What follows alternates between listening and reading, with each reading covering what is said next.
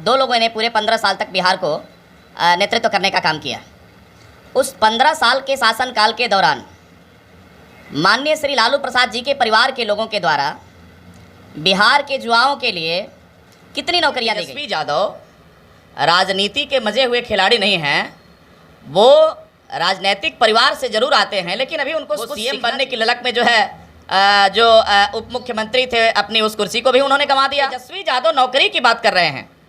जुम्मा अभी कितना दिन तेजस्वी जी को उप मुख्यमंत्री बने। नीतीश कुमार ने सर्वजन हिताय और सर्वजन सुखाय की बात माननीय नीतीश कुमार के मुंह से जो आया, कोई ऐसा समाज का व्यक्ति बताइए जो माननीय नीतीश कुमार जी से आप सभी का स्वागत है। हम बता दें कि आज जदयू की अभी हाल ही में सदस्यता ग्रहण किए हैं डॉक्टर एसके सैनी जी। इनके यहाँ हम पहुँचे हैं और आगामी लोकसभा चुनाव को लेकर इनसे कुछ खास बातचीत होगी। सबसे पहले तो सर हमारे चैनल में आपका स्वागत है। जी, आप तमाम मीडिया बंधुओं को भी मेरे तरफ से, चूँकि आप इस देश के आईना ही नहीं स्तंभ हैं, तीसरे स्तंभ हैं इस देश के, इसलिए आप लोगों को भी हार्दिक स्वागत है। सर हम आपसे यही सबसे पहला सवाल रहेगा कि नीतीश कुमार जी के द्वारा नौकरी दिया गया है, लेकिन आरजेडी के द्वारा यह दावा किया गया है कि जो भी नौकरी दी गई है वो हमारे द्वारा दिया गया है। इस पर लेकर आपकी क्या राय रहेगी? पत्रकार साहब, मैं आपसे पूछना चाहूँगा कि विगत 90 से लेकर के 2005 तक के बीच में बिहार सरकार में लगभग जो है क्या स्थिति रही। दो लोगों ने पूरे 15 साल तक बिहार को नेतृत्व करने का काम किया। उस 15 साल के शासनकाल के दौरान माननीय श्री लालू प्रसाद जी के परिवार के लोगों के द्वारा बिहार के युवाओं के लिए कितनी नौकरियां दी गई। दूसरी चीज आपको मैं बता दूं कि माननीय तेजस्वी यादव राजनीति के मजे हुए खिलाड़ी नहीं हैं, वो राजनीतिक परिवार से जरूर आते हैं, लेकिन अभी उनको कुछ सीखना चाहिए। राजनीति तथा समाजवाद की बातों को सीखना चाहिए। वो सीएम बनने की ललक में जो है जो उप मुख्यमंत्री थे अपनी उस कुर्सी को भी उन्होंने गंवा दिया।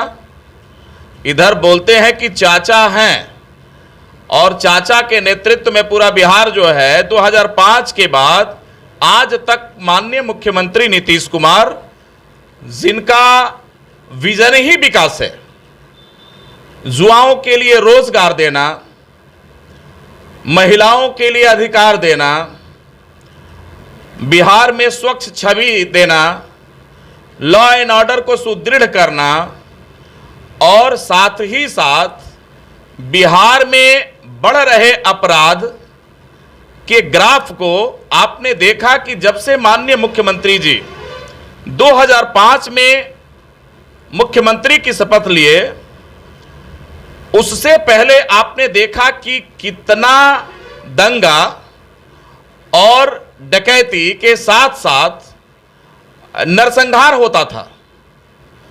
लेकिन मैं समझता हूं कि 2005 के बाद इन सब चीजों में जो कमी आई, यही तो एक चाणक्य की नीति रखने वाले, विजन के सबसे सुदृढ़ व्यक्ति, समाजवाद के पुरोधा माननीय नीतीश कुमार, यही तो उनकी खासियत है। और तेजस्वी यादव नौकरी की बात कर रहे हैं।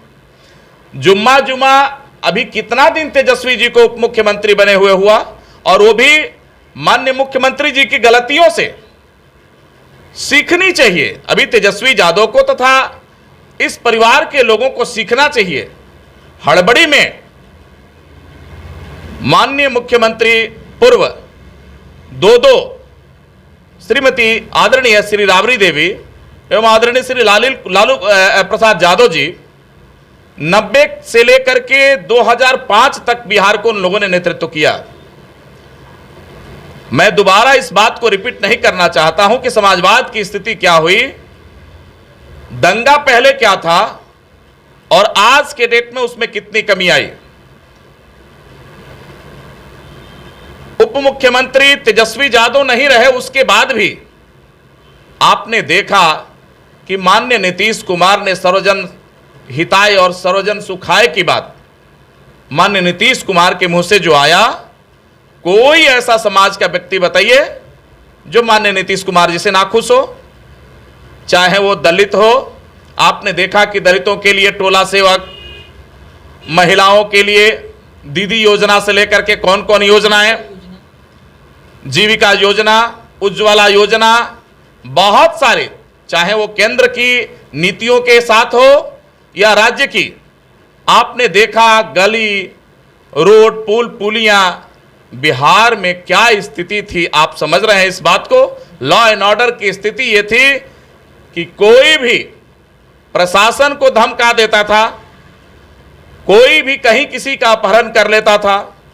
ये बातें माननीय नीतीश कुमार जी 2005 में एनालिसिस होती थी केंद्र की सरकार में, उस समय अटल जी की सरकार रही, वो एक समाजवादियों की पृष्ठभूमि रही, जिस पृष्ठभूमि में आपको मैं बता दूं कि बिहार के विषय में एक एक नजर माननीय अटल बिहारी वाजपेयी जी पूर्व जो रहे, वो हमेशा नजर रखते थे बिहार के हर चीजों पर, और उन सब चीजों को मद्देनजर कि बिहार कैसे बढ़ेगा, इस विषय पर केंद्र की कमेटी जो है हमेशा चिंतित रहती थी। और माननीय नीतीश कुमार जैसे योग्य नेता को बिहार में भेजकर बिहार के सपनों को, कर्पूरी के सपनों का बिहार बनाने का प्रयास किया गया। और आप इस बात को क्यों नहीं समझ रहे हैं कि बिहार में अगर सच में किसी का विकास हुआ तो दलित से लेके अति पिछड़े तक, अरे माननीय मुख्यमंत्री नीतीश कुमार की ही देन है कर्पूरी का बिहार बनाना। और कर्पूरी ठाकुर को आप समझते हैं, राष्ट्रपति पुरस्कृत से नवाजना, अलंकृत करा देना, रतन बना देना एक अति पिछड़े के बेटे को, और नित्य कर्पूरी के सपनों का बिहार कैसे बनेगा, माननीय नीतीश कुमार अपने लोगों को लेकर के अपने विजन में एनालिसिस करते हैं जी। पत्रकार साहब,